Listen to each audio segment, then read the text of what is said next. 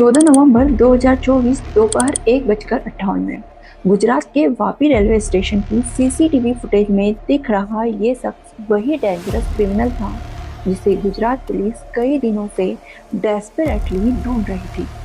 Even though video की quality clear नहीं थी, लेकिन एक बात साफ साफ नजर आ रही थी कि ये व्यक्ति फिजिकली हैंडीकैप्ड है और एक लेग से लिम्प करके चलता है, मतलब लंगड़ाते हुए चलता है। इस डिसेबिलिटी को उसने अपने लिए एक वेपन बना लिया था। वो सिर्फ डिसेबल कोचेस में चढ़ता, वहीं बैठी वुमन से कन्वर्सेशन शुरू करता तो रात होते ही उन्हें अपना शिकार बना देता। ये उसका फिक्स्ड पैटर्न था, पहले ट्रस्ट बनाना, फिर ब्रूटल क्राइम। बट पुलिस के लिए उसे पकड़ना एक नाइटमेयर बन चुका था, because despite being handicapped this killer was a mastermind. वो कभी भी एक ही लोकेशन पर दोबारा क्राइम नहीं करता था, हर बार ट्रेन के अलग अलग रूट्स, अलग अलग coaches. And with every incident उसका कॉन्फिडेंस लगातार बढ़ता ही जा रहा था, जब तक कि एक गलती ने सब कुछ नहीं बदल दिया। 14 नवंबर की शाम वलसाड डिस्ट्रिक्ट की महज 19 साल की कॉलेज स्टूडेंट खुशी अपने घर लौट रही थी। उसका घर उडवाड़ा स्टेशन से बेयरली 200 मीटर दूर था। यूजुअली वो वॉक करके घर पहुंच जाती थी, but that day she never reached home. और इस पर घर वालों ने उसे कॉल किया तो जवाब मिला, The number you are calling is out of network coverage area. Please try later.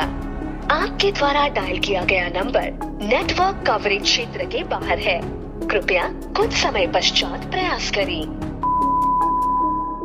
Everyone was worried जब उसकी बड़ी सिस्टर तृप्ति को बताया गया।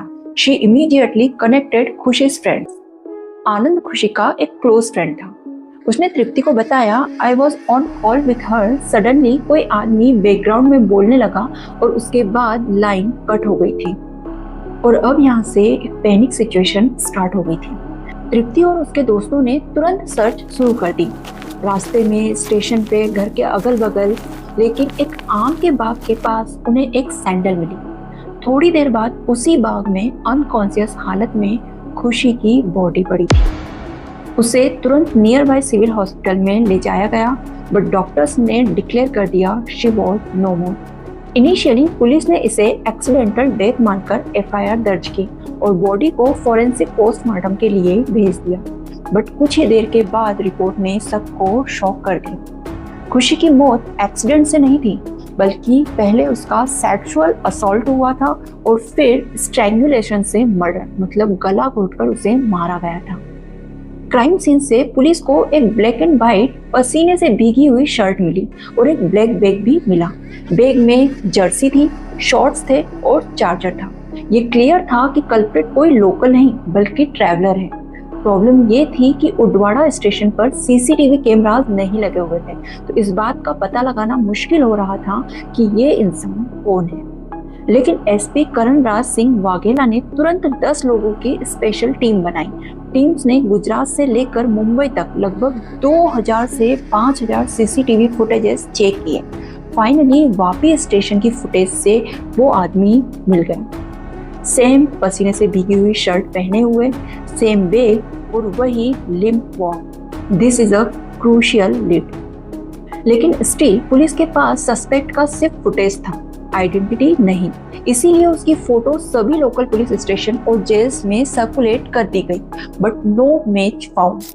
Time was running out and police knew every passing day meant another possible murder.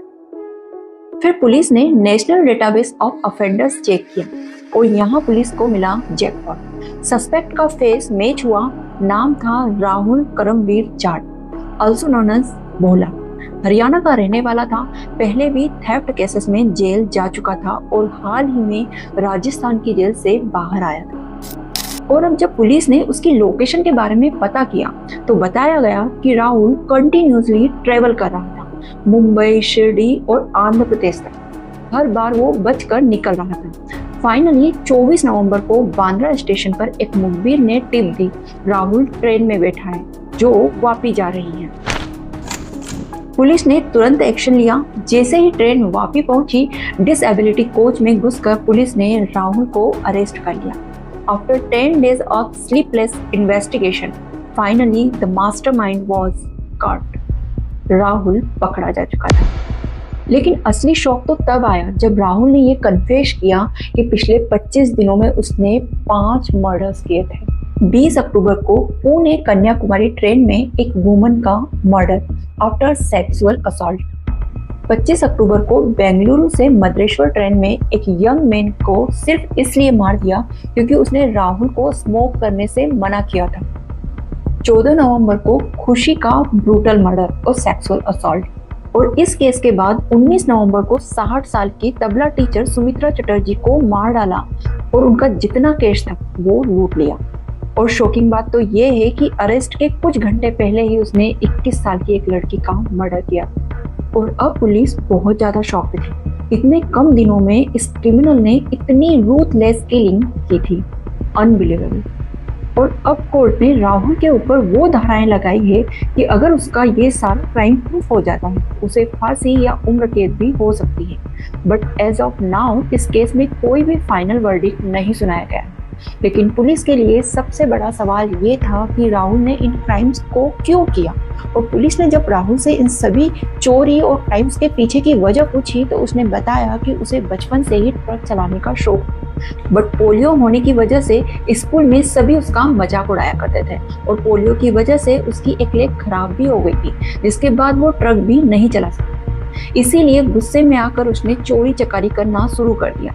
But in हत्याओं के पीछे का क्या रीजन था वो अभी भी पुलिस के लिए एक पहेली बनकर रह गया। खैर, वजह चाहे जो भी रही हो, राहुल के इन जुर्मों की कोई भी सफाई या कोई भी वजह उसकी इस हैवानियत को सही नहीं ठहरा सकती। और सबसे ज्यादा हैरानी वाली बात तो ये है कि ये सारे कत्ल चलती ट्रेन के अंदर हुए।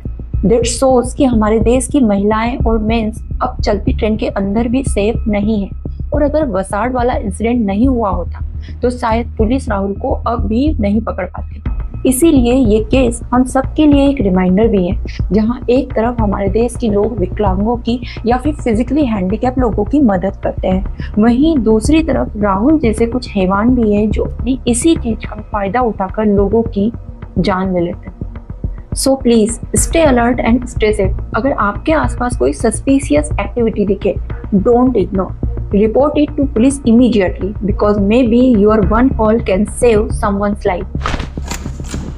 तो दोस्तों, ये था द लिम्पिक सीरियल किलर का मामला। If not for that one mistake police शायद कभी उसे पकड़ भी नहीं पाती। अब सवाल ये है कि ऐसे केसेस में डेथ पेनल्टी ही फाइनल सॉल्यूशन है या फिर रिहैबिलिटेशन सेंटर भी पॉसिबल हो सकता है। अपनी राय कमेंट बॉक्स में जरूर बताइए। और ऐसे ही spine chilling true crime cases के लिए चैनल को सब्सक्राइब करना मत भूलिए। Thank you.